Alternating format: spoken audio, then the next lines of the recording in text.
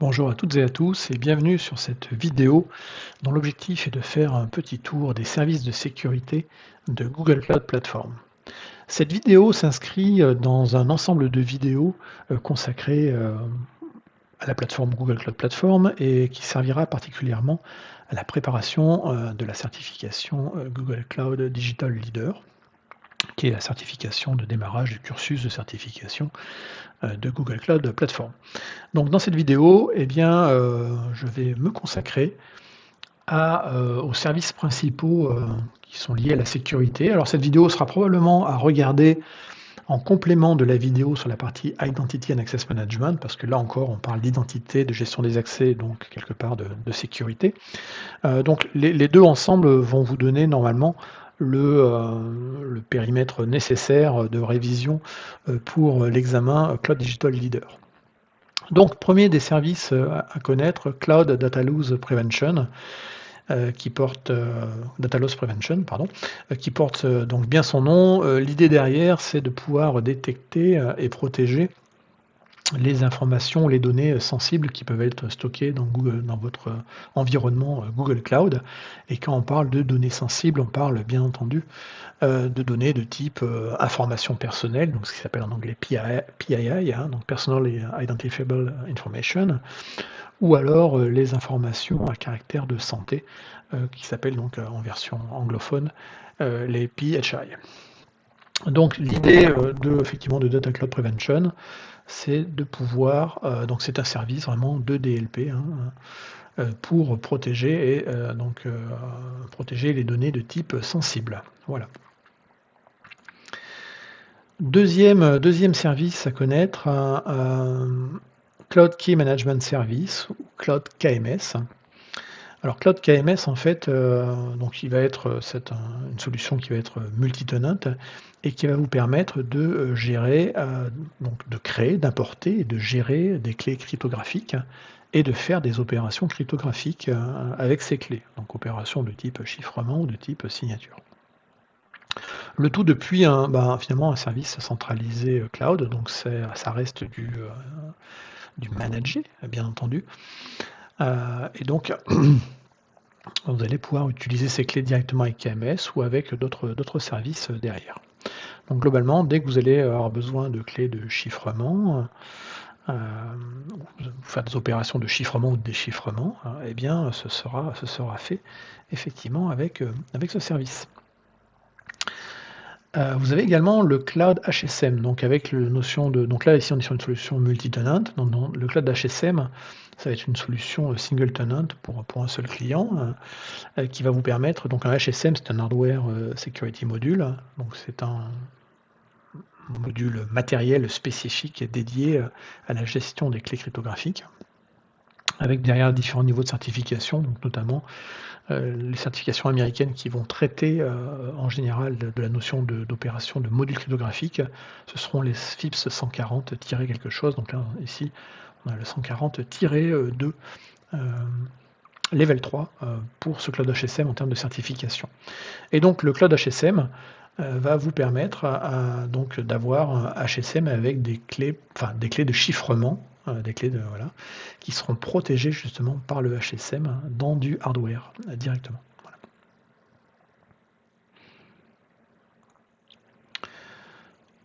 Là encore, c'est du hardware qui va être découpé spécifiquement, mais vous pouvez avoir également, même s'il est single tenant, vous pouvez avoir également le Hosted Private HSM. Donc le Hosted Private HSM, eh bien, ça vous permet en fait d'utiliser votre propre HSM directement en fait. Donc on contacte Google pour mettre notre HSM en fait directement dans les bâtiments, les colocations spécifiques et de les connecter à Google Cloud. Voilà.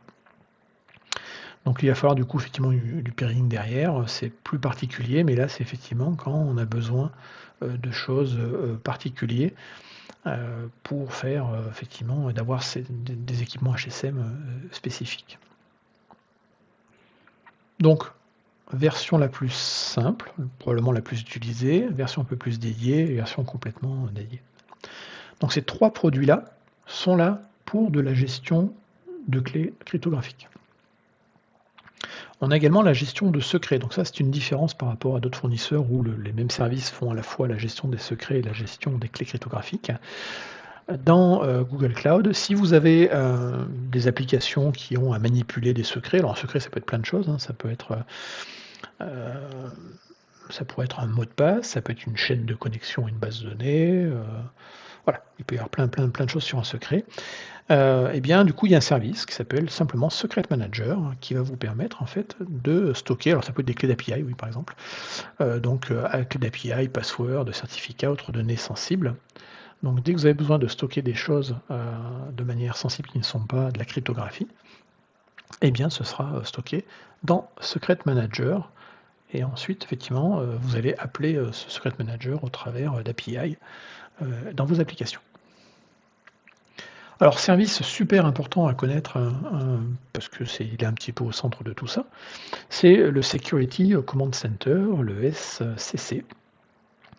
Et le SCC, en fait, va être vraiment une solution native pour la sécurité dans Google Cloud et la gestion des risques des ressources que vous avez dans Google Cloud. Donc, effectivement, l'idée, c'est quoi? Identifier les mauvaises configurations, pointer, entre guillemets, les risques potentiels et les manières de les corriger, détecter des menaces qui vont cibler GCP, et puis monitorer en gros si la configuration telle qu'elle est faite correspond en fait aux contraintes réglementaires qu'on peut avoir. Par exemple, PCI DSS par exemple. Donc ici, on est vraiment sur une solution qui va être centralisée, qui va gérer la sécurité et les risques de la plateforme. Et en gros, l'idée, c'est d'améliorer la posture. Donc on est vraiment sur une solution de posture de sécurité. Donc il va y avoir donc une notion d'inventaire derrière, donc d'évaluation et d'inventaire. Enfin, d'inventaire et d'évaluation, pour être plus précis. Ensuite, on a donc des mécanismes à l'intérieur de Security Command Center de Threat Detection, donc détection des menaces avec détection des vulnérabilités. Et ensuite, prévention également des menaces au travers d'éléments tels que le patching de VM, la correction de mauvaises configurations de sécurité, et puis plein d'autres choses. Il y a vraiment pas mal de choses à l'intérieur. Et il existe deux déclinaisons en fait de Security Command Center, de SKU. Donc la première, c'est la standard. Donc la standard qui est gratuite, qui est intégrée, mais qui ne fait pas des tonnes de choses. Donc elle va intégrer toute la partie entre guillemets analyse de l'état de santé en termes de sécurité. Et elle va faire ça sur par simplement détection des vulnérabilités les plus communes et des mauvaises configurations dans votre Google Cloud. Vous avez un cloud storage par exemple qui est un peu trop ouvert, ou une machine où les disques ne sont pas chiffrés. Enfin voilà. Donc, tout ça, c'est des éléments effectivement qui vont analyser l'état de santé en termes de sécurité et en gros faire du conseil derrière.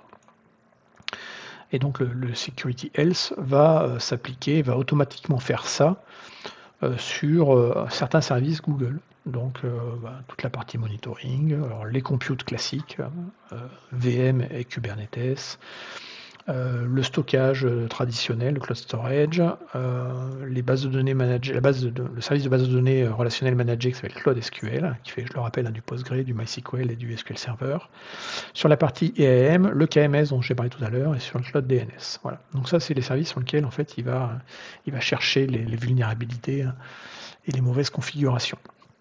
Et puis si on passe par la SKU Premium de Security Command Center, et bien là, ça devient intéressant parce qu'on a vraiment plein de choses qui vont arriver. Donc on va avoir le Event Threat Detection qui en gros va détecter en temps réel s'il y a des menaces qui sont en train de peser sur les systèmes. Donc là c'est vraiment un monitoring en temps réel de l'organisation des projets. Et puis en gros comment ça va fonctionner ça, il va en fait monitorer tous les logs qui sont faits dans Cloud Login pour l'organisation des projets, et puis à partir de là en fait il va détecter s'il y a des patterns qui sont anormales, tout simplement. Ensuite, vous avez le Web Machine Threat Detection. Donc là, on est spécialisé sur la partie des machines virtuelles. Et donc là, l'idée, c'est effectivement de voir, de détecter sur une machine virtuelle s'il y a des choses bizarres comme de la crypto, enfin du mining de crypto-monnaies, s'il y a un rootkit au niveau kernel, s'il y a des applications malveillantes classiques qui sont connues là-dedans. Voilà.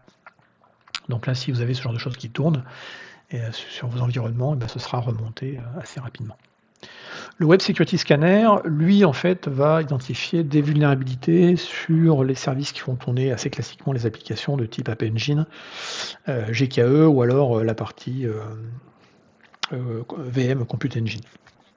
Et donc ce scanner de vulnérabilité web va classiquement travailler probablement avec les règles de l'OWASP entre autres et analyser si vous avez derrière des URL qui sont à problème. Donc voilà, il va crawler l'application, il va suivre tous les liens, il va essayer de faire des choses dedans. Et alors par contre, oui, c'est important, c'est actuellement, ça ne marche ça que si les URL sont accessibles publiquement, donc le service passe par, entre guillemets, le edge pour rentrer derrière. Voilà.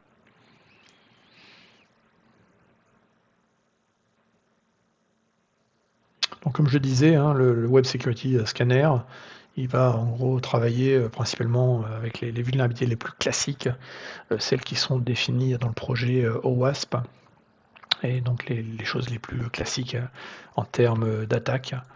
Donc effectivement, les injections SQL, le cross-site scripting, etc., etc.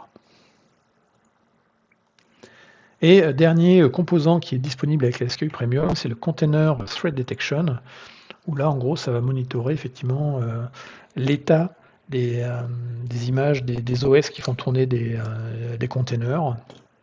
Et donc, ça va dire effectivement les OS des clusters Kubernetes. Donc là encore, les containers sont que de la virtualisation de kernel, mais si l'OS de l'operating system sous-jacent est compromis, voilà. Donc là, l'idée effectivement, c'est de vérifier ce genre de choses. Et donc, il va travailler vraiment au niveau de ces images et en temps réel. Et là, vous avez tous les différents détecteurs qui peuvent être remarqués là-dedans. Voilà, donc ça c'était Security Command Center, vraiment à connaître et bien connaître la différence entre la version standard gratuite et la version payante, la premium. Dans les VM également, il était important de connaître la notion de shielded VM, qui donc l'objectif est de protéger effectivement contre des rootkits ou des bootkits, donc des environnements qui auraient été corrompus derrière, et donc la shielded VM en fait va être une VM s'appuyant sur des TPM.